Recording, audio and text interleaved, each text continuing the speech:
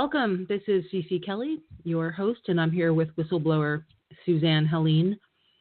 And this is The Nuclear Truth, Episode 7, Beyond the Secret Space Program, where we want to talk about the fact that disclosure isn't just for secret space program whistleblowers. It's for all of us. It's about waking up, and it's about standing up for your own truth and taking back your sovereignty. In other words, I'm mad as hell and I'm not taking it anymore. Welcome to Ascension Sisters.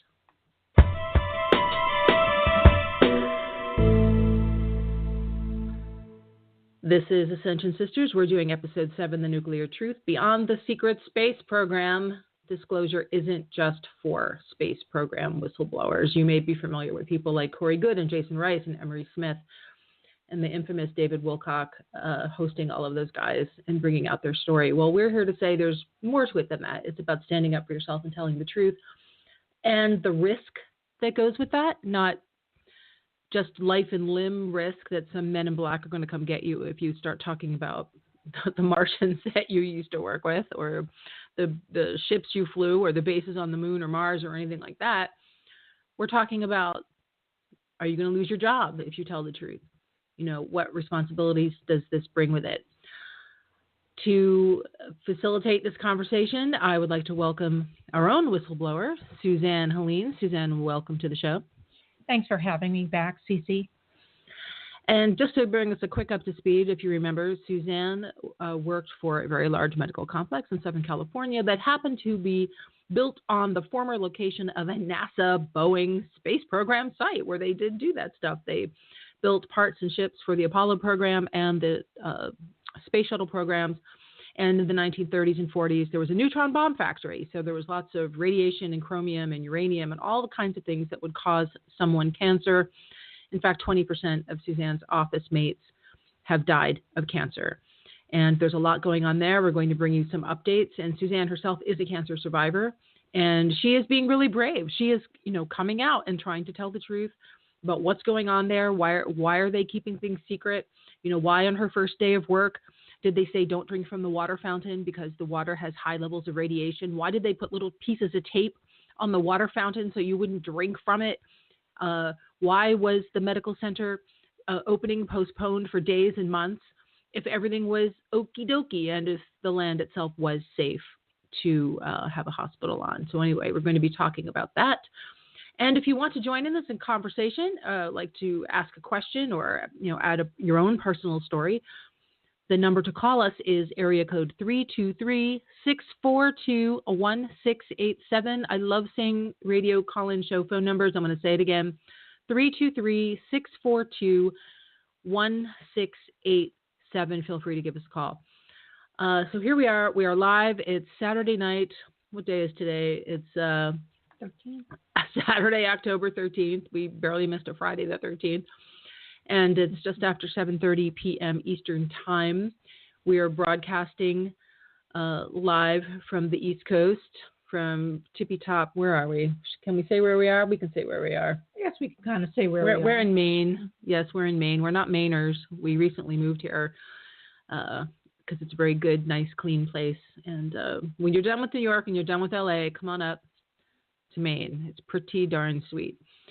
So anyway, let's get into this conversation a little bit. Suzanne, I know you had some updates that you wanted to share with the audience. Well, yes. The last several episodes, we were talking about having others come forward. And I had conversations with two insiders, and I was encouraging them to participate and share more about what they know on the air. The days and weeks went by, and it turned to where there was some anxiety, feelings of paranoia, bottom line fear. And then it occurred to me, and Cece and I talked about this actually, that they take more risks than I do because I left. They're still there. And when I talk about risk, I mean, we're talking about people who are in their jobs for the rest of their working lives. They have no plan or intent to go anywhere else. So that puts them in a predicament. There have been other incidents on that site that had led to people being called into the offices, to being targeted with retaliation, however subtle. It's still ever present, and in the job that that I had done, it was so stressful. You really can't take one more thing. So as things started developing, even though they had expressed interest in sharing more and coming on the show, things have panned out where there's been kind of this backpedaling, and I can't blame them. And we are also facing I think that it's like, okay, a personal reckoning that they are facing. Like, okay, what am I going to do? Am I going to say something and then end up risking, being targeted, followed, watched, losing my job? And did that kind of thing happen under other circumstances where people were targeted in some way for complaining about something or something? Absolutely, yes. Give us some examples. Okay. When you work in a medical complex, I mean, and with psychiatry, you have people who have problems. And some people are dealing with a lot of stress and frustration, and it comes out in anger. When they call in, they sometimes get, angry and target the person they're talking to, and they complain. We did have a person who was the, recipient of a complaint to our manager, and it turned out that this person had apparently made some statements before about, I guess, owning a gun, and somehow it got construed that this person's anger would have been directed toward the therapist they talked to. It turned out our supervisor had reached out to this caller with an email, and the tag on the email had the name of the facility, a phone number, and the name of the therapist, first and last, which put her really on edge. And with the idea that this person was angry, owned a gun, it put two and two together, and then it became a real crisis on the work site, saying that we could be potential victims of a disgruntled patient coming to perhaps, shoot up the building. And that did happen recently. This organization did. There was someone. It was claimed that someone was there with a gun. Well, actually, yes, and it was at the complex across the street, but nonetheless, it happened. And I guess I want to get back to how this panned out in our work site. So once the complaint was made, and security and other people were called, besides without going through management. When people were called into the office, told that they were paranoid, they had boycotted or stopped coming to work because one of the doors that led to our unit was broken.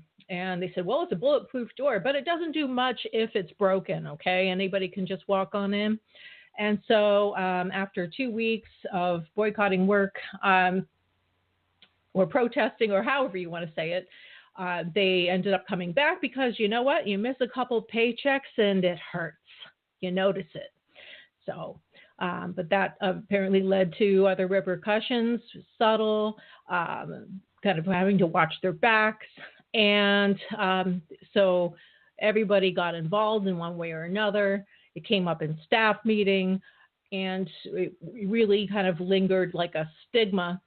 And then, and so my approaching people for this, I think it kind of, stinks of that past experience. Right. So what you're saying is, so you're not, it's hard to directly approach people who might want to come on the show and be an insider, because they have to decide whether or not they want to be in that predicament. And perhaps, someone finds out, they talk to us, someone finds out they did make a complaint to Cal OSHA or something like that, then that can come back to haunt them because they're still employed there, whereas you're not there. Right. But even though, so that's what you're saying. That is what I'm saying. Yes. And they're going to feel the heat, and meanwhile I'm out here and I'm not.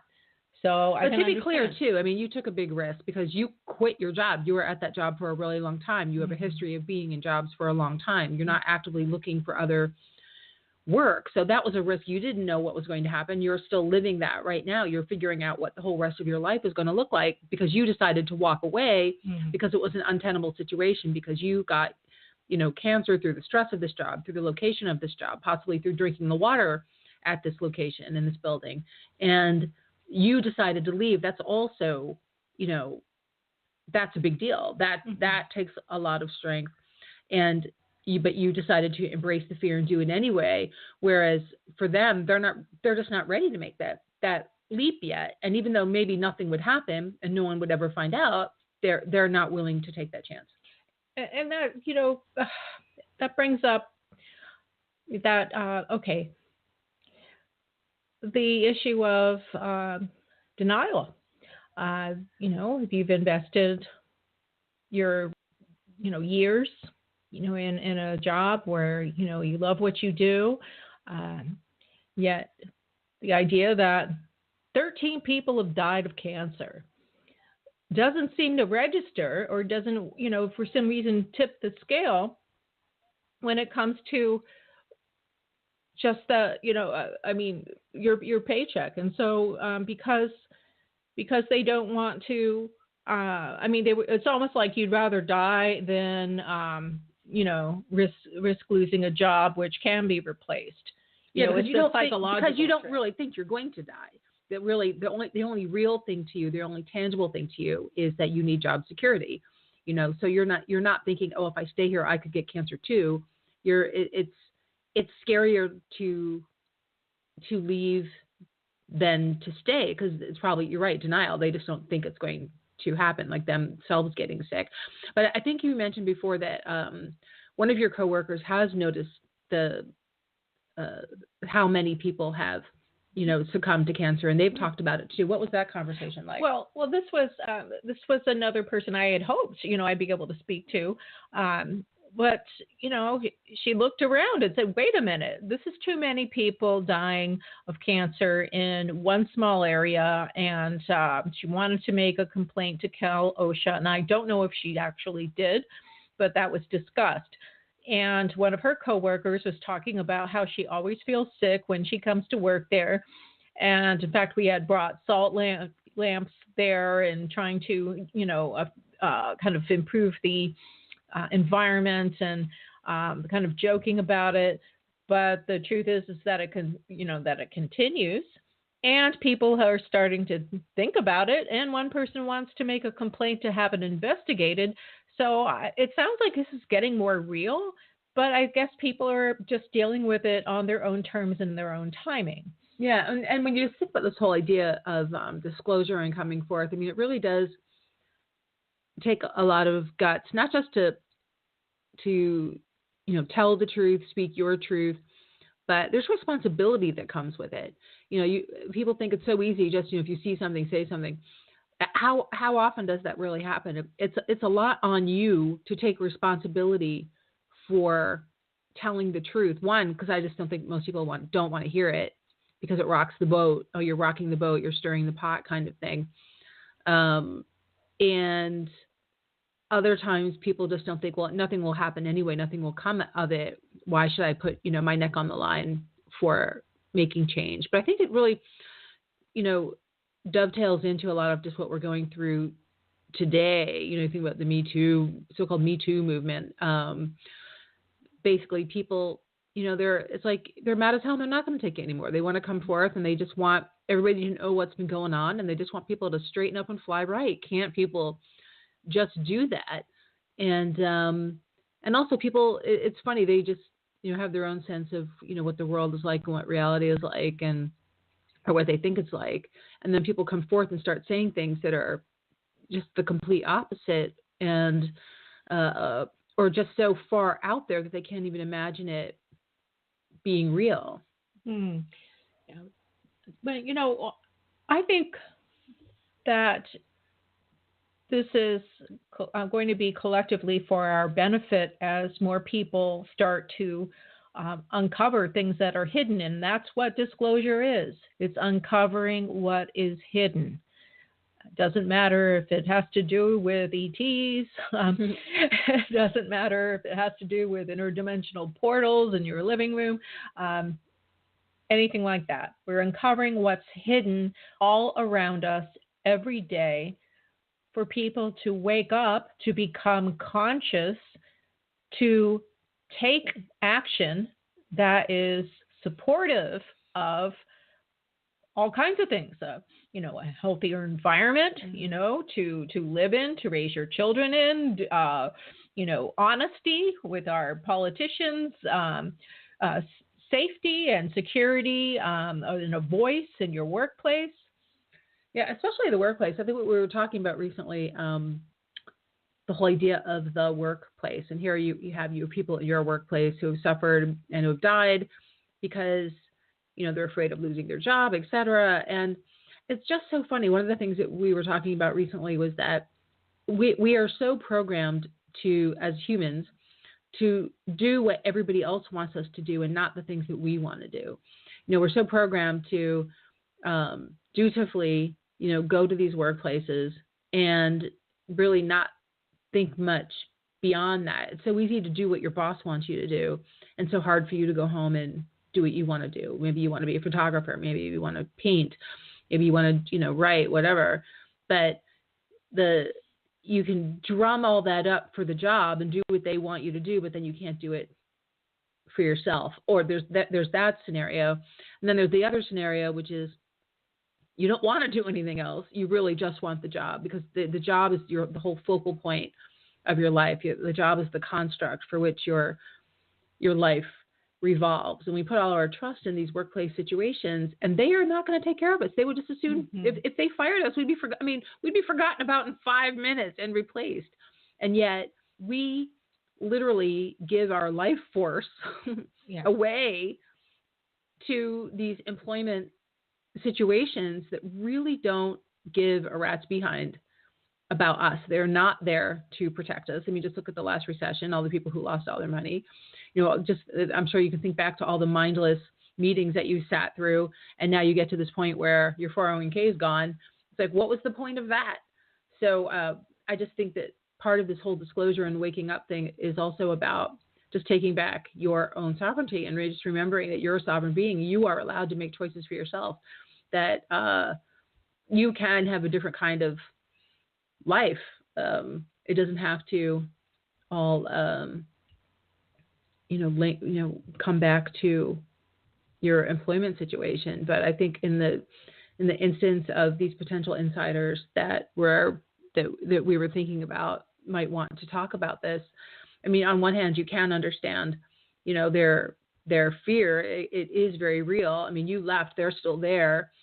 But on the other hand, it's like people need to know that there's a potentially unsafe environment there, and we need to do what we can to let people know about that. And I think that also comes down to testing of the samples for ourselves. I know you mentioned you had spoken to a lab. What happened to that lab? Well, when I called, the person who answered was eager to have me speak with their quote top scientist. That's hysterical.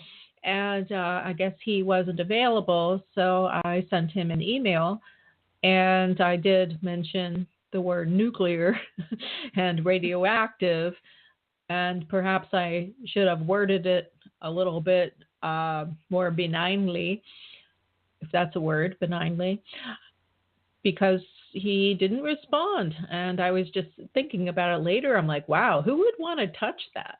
Because that would really open up a can of worms if you got a hold of something that was hot. Yeah, I wonder if those labs have to report certain things. Like if someone's having something tested for uranium are they obligated by some kind of government contract or something that, okay, anyone who wants to have something tested by uranium, well, that needs to be investigated, or where did they get this potential uranium infected thing? Right. You got to wonder about that. I don't know. Yeah, you would think so. Actually, in the email I did say uranium. So, well, I had never done this before. Note to self: maybe we'll try again with a different lab and say, maybe frame it slightly differently so as not to set off all the flags. But I guess with the labs, you have to tell them what you want it tested for, otherwise they don't look for it. Or can they just can you just ask them, what's in this? What's in this dirt? No. Actually, there are many different kinds of tests, and they will not test it for like uranium, plutonium, if you don't ask. Interesting. Yes. I mean, that does make sense. I bet there are certain legal obligations or ethical obligations that they are bound by. But it's very interesting. We are not giving up on that. We are going to just do some more research on how to get this stuff tested. There must be a way to do it without setting off all the red flags. If any of you listeners have an idea about that, please if you could put something in the comments, we could certainly use some input. Like I said, I've never done this before, so we've never been a whistleblower before No. for a NASA Boeing radioactive site they built a hospital on, and everybody got cancer and died. No, we've never done that before. Actually, you can visit our Facebook page, facebook.com/Ascension Sisters. Feel free to DM us there too. And we will get right back to you if you happen to know how to get soil tested for uranium. That would be awesome. Yeah, if you know someone who knows someone, that kind of thing. Yeah, Joey down the street has a friend. You never know. This is something I wanted to be able to report on this show, and we will. Yes, and boy, and it's interesting when you have samples and you're like, well, my own denial, how hot are they? I know, where do you have them? Keep them in the basement. Or do you have them wrapped in foil or something? Well, I'm going to tell you more about what I have them in, but it's kind of a vacuum sealed thing, and it's like a coffee thermos. No, it's like, are we protected? Like, this does have anything I know. in it. That's why I'm not sure. Oh my God. Well, I think it's underground, stored. So this is, this is kind of where we are right now, with and understandably hesitant, insiders, but we're not giving up. I think it just needs to be framed for them, and we'll disguise their voice and everything. It's not like they're on camera or anything, and we won't give their names, but we're just interested in their moment of discovery, when they, what was their aha moment, like, hey, something weird's going on here, and why are all these illnesses happening? And I'm just curious, the insider that we were going to reach out to, do you remember if that person did know about the NASA connection or not? I am not sure. When I wrote basically what was going, what we were doing, she thought it was fascinating and wanted to contribute, but did not. This was all a message, okay? So I don't know what she knew, but I did give her information on where she could look into it. But, she's, healing after having a pretty bad accident. So certainly I'm not going to press the issue. Right. But those are two different people you're talking about. Yes, these were two different people. But the people. one who was talking about the possibly reporting the Cal OSHA, do you know if that person was aware of the NASA connection? I don't think so. Okay. No.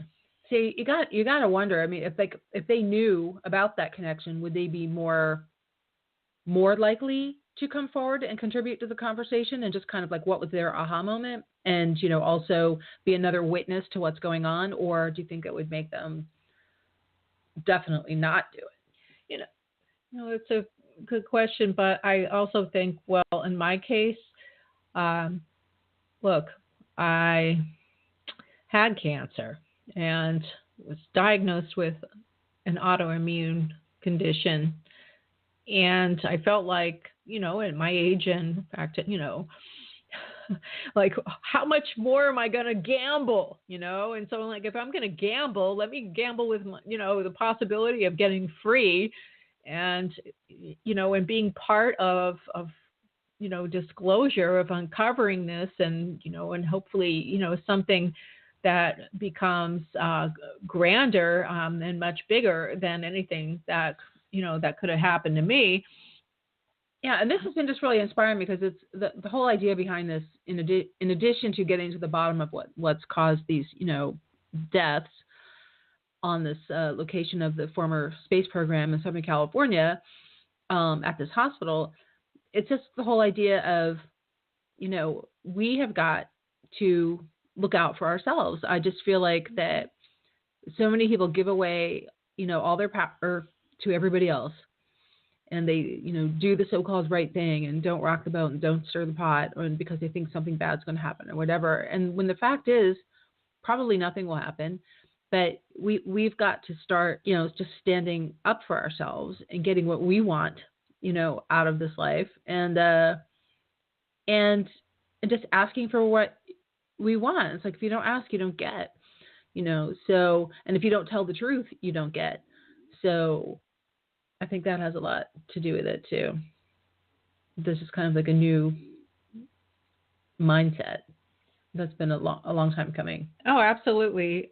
And, it takes really, the risks involved is being able to really, there's a reality shift that has to happen. Some of us have less to lose than others, I think. Like I said, in my case, I had cancer, was getting more illnesses, and, I'm a single person. I don't have kids. It's almost like I have less to lose than somebody who, is responsible to children, house payment and all that business. It's funny. Yeah, you can say that. I would agree. I would say, yes, you can say that. You can look at that, objectively and say, yeah, that's the issue here. But I think it's also, like you said, it's a shift, because once someone realizes that there are more opportunities than this job that's making them sick. Mm-hmm. The whole point is, their mindset is, this is the only job there is for me. There won't be another job. I'm right. too old.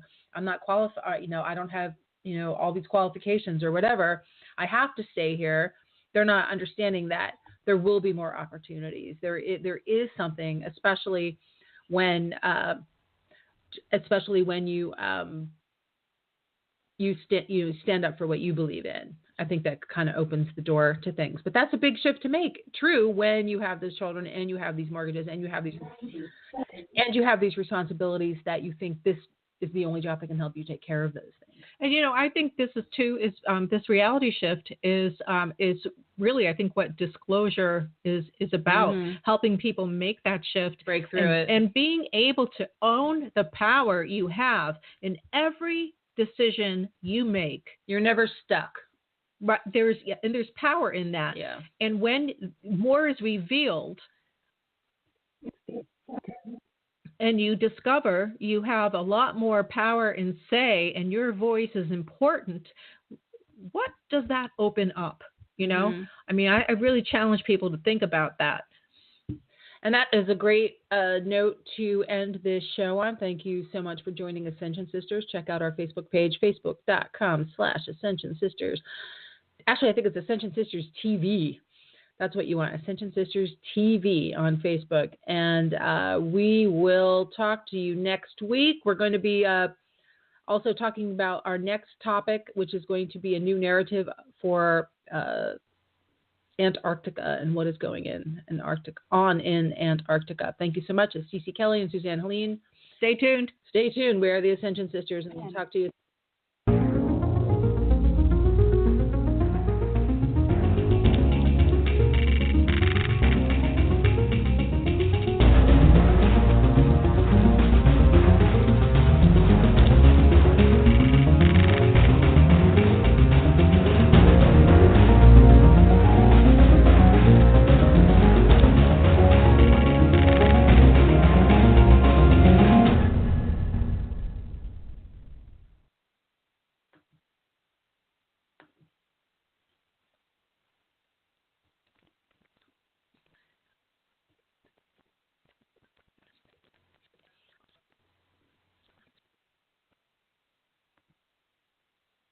till the tears run down from my eyes. Lord, somebody, ooh, somebody, can anybody find me somebody to